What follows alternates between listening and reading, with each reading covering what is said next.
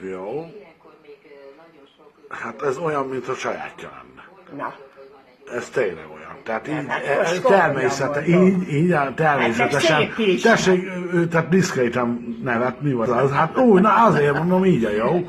Tehát ez abszolút olyan, mint a saját. De hát meg olyan szép is, olyan a szépen maga, az anyag is olyan. Hát ez meg kemény, tehát ez kompozit anyagból van, tehát ez azért sose kopik el.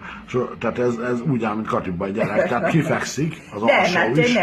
Nem mozog, nem lötyög, nem lötyög, tehát felcuppan, meg sem mozdul. Semmi baja nincs. Petit eltalálja rögtön. Fiatal voltam, hány éves 20 évet tetszik ide járni. Hát ez komolyan legalább. mondom. De tényleg.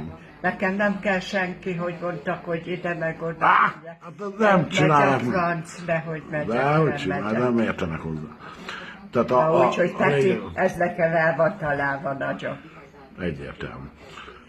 Köszönöm szépen, Marikám, a bemutatást, tessék, egy kicsit nézzük meg, tehát ez nagyon jó lett. Tehát egyértelmű. Hát ez színre, szagra, mindenre, tehát nagyon jó.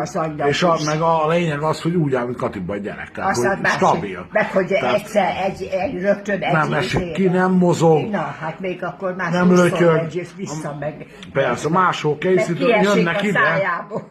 jönnek ide, hogy csinálják vele valamit. Nem tudja, mit csinál, nem tud szegény, csak jár az szája, ahogy kire essen már napokban. Hát egyértelmű, persze. Nekem ilyesmi nem volt sose, hát azért vagyok itt. Hát azért nem is tudom, ki meg sem moccan.